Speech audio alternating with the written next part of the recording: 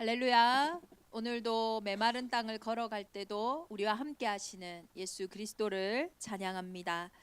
오늘 우리 주일 강단을 통해서 하나님은 우리의 인생에 최고의 열매를 맺는 그 법을 말씀하십니다. 좋은 열매를 맺기 위해 저와 여러분이 노력을 하라는 것이 아닙니다. 오늘도 수고하고 무거운 짐을 내려놓고 우리 그리스도 예수가 주시는 쉽고 가벼운 짐, 은혜 받는 응답의 한 날이 되기를 예수 그리스도 이름으로 축원합니다. 우리는 어쩌면 너무나 쉬운 것을 놓치고 있는지도 모릅니다. 포도나무에 포도가 열리고 무화과 나무에 무화과 열매를 얻는 것은 너무나 당연한 겁니다. 그러니 오늘 본문의 말씀처럼 열매로 그들을 알리라. 우리가 맺는 열매를 통해서 우리 안에 무엇이 있는지 그 본질을 안다라는 것입니다. 데살로니가 교회는 열매를 참 잘 맺은 교회죠. 온 교회의 본이 되는, 믿음의 본이 되는 그런 교회였습니다. 칭찬받는 그 교회의 신앙의 색깔을 말해보자면 믿음의 역사, 사랑의 수고, 그리고 소망의 인내를 나타낼 수 있습니다. 믿음에는 반드시 역사합니다. 내게 하나님의 살아계심과 어떻게 보면 역사가 없다는 것은 반대로 나의 믿음이 죽어 있다라는 거예요.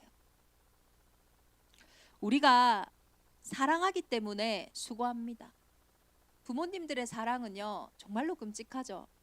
그렇게 어떻게 저렇게 수고할 수 있냐 싶은데 그 사랑이 그 수고를 마다하지 않게 만듭니다. 돈을 사랑하는 사람은요, 돈 때문에요, 어떤 수고도 합니다. 많은 성도들이 복음을 사랑하고 그리스도를 사랑한다고 하지만 사실은 그리스도의 몸된 교회를요, 사랑하지 않아요. 그 교회를 위해 수고하진 않습니다. 정말로 그리스도께서 죽기까지 복종하시면서 우는 여인들을 향해서 또 베드로를 찾아오셔서 내 어린 양을 먹여라. 너의 후대를 위해, 내 자녀를 위해 울라고 하셨는데 많은 사람들이 복음을 사랑한다고 하고 복음을 위해 자신은 살겠다고 하지만 후대를 위해 살지를 않아요. 소망이 있는 자는요, 인내할 수 있습니다. 어려운 상황을 견딜 수 있는 거예요. 그 상황 속에서 확실한 소망이 있기 때문에 기다릴 수 있는 상태가 소망이 있다라는 거예요. 이처럼 저와 여러분이 보여지는 열매, 인내의 열매, 수고의 열매, 그리고 역사의 열매를 통해서 그 안에 믿음과 사랑과 소망이 있는지를 알 수 있다니까요. 그래서 2월 한 달 동안 하나님은 저와 여러분에게 버리는 합숙에 대해서 말씀하셨어요. 마태복음 5장 6절에서 마태복음 5장부터 7장까지를 통해서요, 우리가 버려야 할 많은 틀린 생각들을 말씀하셨어요. 왜냐? 열매 맺을 수 없는 상태이기 때문이에요. 오늘 본문에 포도나무와 무화과 나무가 있지만은 이들이 열매 맺을 수 없는 이유는 그들에게 가시나무와 엉겅퀴가 있기 때문이에요. 사실 우리가 복음을 모르는 게 아니잖아요. 믿음도 있고 우리에게는 사랑도 있고 소망이 없는 것이 아닙니다. 그런데 그것이 열매 맺지 못하도록 하는 가시와 엉겅퀴가 있다라는 거예요. 거룩한 것을 개에게 주지 말며 너희 진주를 돼지 앞에 던지지 말라. 그들이 그것을 발로 밟고 돌이켜 너희를 찢어 상하게 할까 염려하라. 무슨 말입니까? 개와 돼지에게는요, 거룩하고 진주를 줄 수가 없어요. 열매를 맺을 수 없는 상태, 가치를 모르는 자에게 하나님은요, 소중한 것을 주실 수가 없다니까요. 그래서 이번 한 주간 우리 대정인만의 온 교회는요, 열매 맺을 수밖에 없는, 응답이 올 수밖에 없는 상태가 되어져야 된다라는 거예요. 개와 돼지는요, 이 선민 사상이 가득한 유대인들, 이스라엘 민족에게는 이방인들이에요. 구원받지 못한, 할례받지 못한 개와 돼지 같은 부정한 짐승과 같은 이방인들을 나타내는 거예요. 그런데 하나님은요, 오히려 예수님은 그 유대인들에게 개와 돼지 같다고 말씀하시는 거예요. 너희가 구원받지 못할 그 복을 복이라고 붙잡고 눈에 보이는 율법을 거룩히 지키면서 길거리에서 외식하며 기도하고 금식하지만 사실 너희는 보이는 것에서 이미 상을 다 받은 것이다. 문제는 이들의 외식이 문제가 아니라요, 유대인의 종교에는 절대 구원이 없다라는 거예요. 종교는 사람이 시작하는 겁니다. 우리가 열매 맺을 수 없는 상태는 뭐 때문이냐? 사람이 시작하기 때문이에요. 사람은 절대 사람의 문제를 해결할 수 없습니다. 왜 유대인들이 율법에 올인하고 왜 보이는 것에 올인했냐? 그들은요, 진짜 문제를 몰랐기 때문이에요. 이 땅에 어떤 사람도요, 내가 어디서 와서 어디로 가는지를 알지 못합니다. 혹시 이 가운데 내가 몇 월 며칠에 나의 엄마 아빠를 정해서 그 가정에 태어나야겠다 하고 태어나신 분은 이 땅에 아무도 없어요. 마찬가지로 내가 이날에 태어나서 이날에 죽어야지 할 수 있는 사람은 아무도 없어요. 그 말은 사실 저와 여러분은 내가 누군지 몰라요. 사실은 나의 주인이 나인 것 같지만 태어나는 생도 모르고 죽는 사도 모르는 사람이 어떻게 과연 내 인생에 내가 주인이라고 말할 수 있겠습니까? 물고기는요, 물이 자신의 생과 사예요. 물 속에 있으면 살고 물 밖에 있으면 죽는 겁니다. 그런 것처럼 하나님의 형상인 인간의 생과 사는 하나님께 있다라는 거예요. 그런데 우리가 생과 사를 모른다는 것은 사실은 하나님을 모른다라는 거죠. 이것이 성경에서 말하는 원래 인간의 죄요, 원죄라는 거예요. 저와 여러분이 뭘 잘못 선택하고 결정해서 오는 문제가 아닙니다. 원죄에는요, 법이 있고 그리고 그 죄에는 반드시 심판이 있습니다. 원죄에 있는 법이 뭡니까? 그게 성경이 말하는 죄와 사망의 법이잖아요. 모든 사람들이 태어나는 동시에 그 생렬월일로부터 뭐가 나옵니까? 운명, 사주, 팔자가 나와요. 그 운명, 사주, 팔자는요, 절대 스스로 바꿀 수 없습니다. 그리고 그 죄에는요, 심판, 다시 말해서 죄의 삭슨, 사망입니다. 저와 여러분은 오늘 하루를 살아가는데 점점 사실 죽음과 가까워지지 생과 가까워지진 않아요. 우리는 죽음을 향해 살고 있지 사실 생명을 향해 살고 있는 게 아닙니다. 그 증거가 뭡니까? 날이 갈수록 이 땅에는 해결할 수 없는 문제와 어려움, 고통이요 많아진다라는 거예요. 문제는 있지만 답이 없는 그 상태. 믿음, 소망, 사랑은 있지만 그것이 열매 맺을 수 없는 저와 여러분의 상태. 그것이 영적인 문제라고 하는 거예요. 그래서 하나님은 그걸 버리라고 하는 거예요. 근데 버릴 수 있으면 우리가 다 버렸겠죠. 그래서 아름다운 열매를 맺기 위해 저와 여러분이 필연적인 조건이 무엇입니까? 하나님이 우리에게 거룩한 것과 진주를 주셔서 아름다운 열매를 맺을 수밖에 없는 상태를 회복하는 것이 무엇이겠어요? 오늘 오후부터 우리 지난 대륙 합숙 이후로 이제 청소년들과 한 달에 한 번 집 이렇게 줌 미팅을 해요. 3월에는 우리 학원복음화 메시지가 요셉입니다. 그래서 요셉에 대해서 이렇게 나누려고 하는데요. 많은 사람들이 요셉의 꿈을 꾸고 요셉의 응답을 받고 싶어 합니다. 요셉이 무엇 때문에 응답을 받았습니까? 그 시작을 우리가 이렇게 보죠. 요셉이 세계복음화의 꿈을 꾼 그날로부터 사실 요셉의 인생에 응답이 왔다.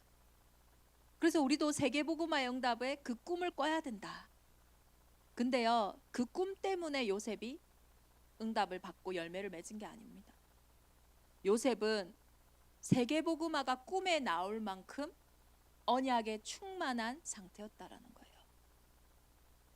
그의 영적인 상태가 당연히 응답을 받을 수밖에 없는 상태였다라는 거예요. 그러니 불신자인 바로왕이 보고 요셉에게 뭐라고 이야기합니까? 이와 같이 하나님의 영에 감동된 사람을 우리가 어찌 찾을 수 있으리요? 그 열매로 그들을 알리라. 하나님의 영에 감동된 저와 여러분의 상태를 통하여 하나님이 열매 맺게 하신다니까요.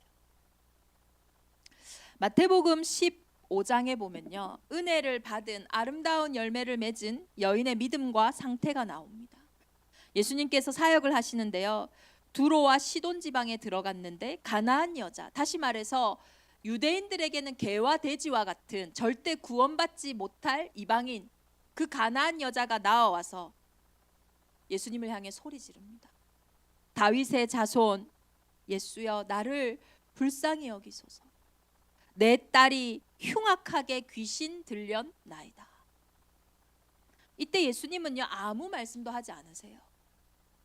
제자들이요, 너무 그 여자가 소리를 지르니까 예수님, 그를 보내주소서.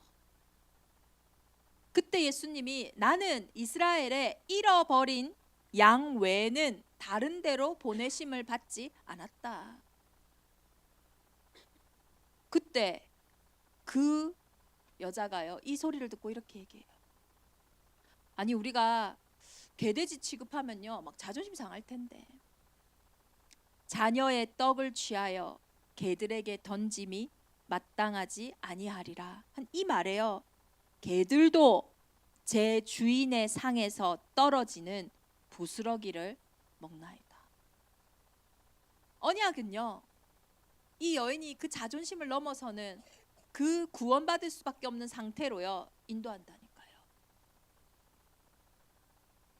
예수님이 그 여인의 믿음을 보시고요, 개돼지 취급하는데도 도망가지 않는, 어떻게 보면 그만큼 갈급한 문제였겠죠. 내 믿음이 크도다, 내 소원대로 되리라 하시니 그때로부터 그의 딸이 나으리라. 어쩌면 믿음은요, 주실 것이 확실하기에 끝까지 기다리는 거예요.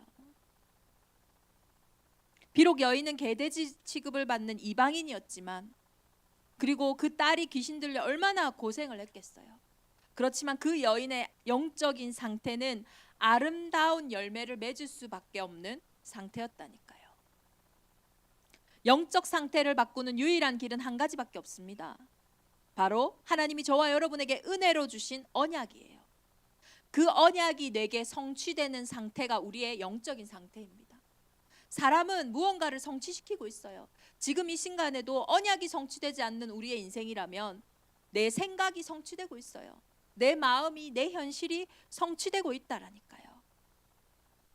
그래서 하나님은 처음부터 갈 바를 알지 못하는 우리의 영적인 문제 가운데 해답을 주신 거예요. 그 길이 예수님입니다. 이 길은요, 이 땅에서 내리는 길이 아니에요. 이 땅에는 없는 하늘로부터 온 길이라니까요. 그 길만이 영적인 문제를 해결합니다. 그래서 여자의 후손이라고 말씀하신 거예요. 오늘 저와 여러분의 필연적으로 회복되어야 될 길이 뭡니까? 이 땅의 길이 아니에요. 하늘로부터 내려오는 그 길. 여자의 후손 되신 그 예수님이 내 인생의 주인 되는 그때의 길이 회복되어지는 거예요. 그리고 하나님은 그 길을 완성하시기 위해 독자 아들 아끼지 아니하시고 우리에게 내어주셨어요. 자기 아들을 아끼지 아니하시고 우리 모든 사람을 위하여 내주시니가 어찌 그 아들과 함께 모든 것을 우리에게 주시지 않겠느냐. 그리스도를 주셨다라는 것은 다 주신 거예요. 그래서 요한복음 19장 30절에 다 이루었다 하시는 거잖아요. 더 이상 저와 여러분이 받을 재앙과 저주는 없는 거예요. 이사야서 1장 18절에 보면 여호와께서 말씀하시되 오라 우리가 변론하자. 너희의 죄가 주홍 같을지라도 눈과 같이 희어질 것이요 진홍같이 붉을지라도 양털같이 희게 되리라. 절대 응답을 받을 수밖에 없어요. 망할 수 없습니다. 왜냐? 그리스도는 부활 승리하셨다니까요. 완전한 승리입니다. 변론해보자. 그 어떤 변론이 있을지라도, 그 어떤 어려움이 있을지라도, 그 어떤 위기가 있을지라도 승리하신 예수 그리스도가 내 인생에 있으니 저와 여러분은요 실패할 수 없다니까요. 그 신분과 권세로, 그 열매로 사람들이 복음을 아는 거예요. 예수님이 오늘 제자들에게 말씀하십니다. 십자가 지시기 전에요, 겟세마네 그 기도하실 때 이렇게 말씀하세요. 보라, 너희가 다 각각 제 곳으로 흩어지고 나를 혼자 둘 때가 오나니 벌써 왔도다. 예수님 십자가 지시는 그때에 가장 연약해지는 그 기도의 시간에 제자들이 뿔뿔이 다 흩어지는 거예요. 그러나 내가 혼자 있는 것이 아니라 아버지께서 나와 함께 계시느니라. 절대적인 응답을 받을 저와 여러분은 혼자 있는 게 아닙니다. 그러면서 예수님 이렇게 말씀하세요. 내가 이것을 너희에게 왜 이르는지 아냐? 너희가 혼자 있는 그때에도, 너희가 문제 가운데 있는 그때에도 내 안에서 평안을 누리게 하려 함이라. 세상에서는 너희가 환난을 당하나 담대하라. 내가 세상을 이기었노라. 이 말씀하시는 거예요. 열매로 그들을 알리라. 못된 열매를 맺을 수밖에 없었던 저와 여러분의 인생이 이제는 아름다운 열매를 맺을 수밖에 없는, 불신자들이 보고 부인할 수 없는 증거가 저와 여러분의 인생에, 우리 교회에 회복되어질 줄 믿습니다. 문제가 왔는데요, 그리고 그 문제가 어디에도 해결할 수 없는 큰 문제라면 많은 사람들이 그 문제 앞에 낙심하고 힘이 빠집니다. 그런데 그 문제가 축복이에요. 아무도 해결할 수 없는 그 문제를 통해 우리는 그리스도가 해결하신 그 일의 증거가 되어지는 겁니다. 그 어떤 문제도 그리스도 예수 안에서 이길 수 없음을, 그 은혜 가운데 끊을 수 없음을 확인하는 응답이라니까요.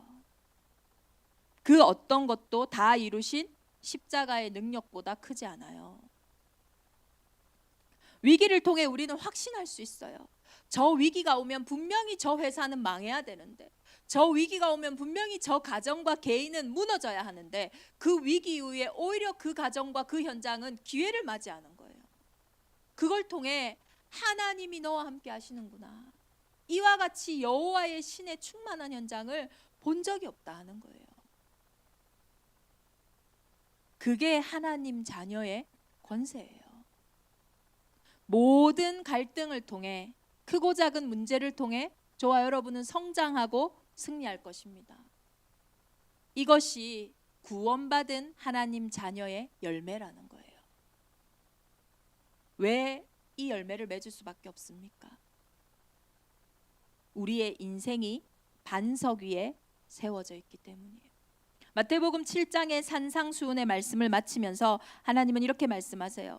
그러므로 누구든지 나의 이 말을 듣고 행하는 자는 그 집을 반석 위에 지은 지혜로운 사람 같으니 비가 내리고 창수가 나고 바람이 불어 그 집에 부딪히되 무너지지 아니하나니 이는 주추를 반석에 놓은 까닭이요.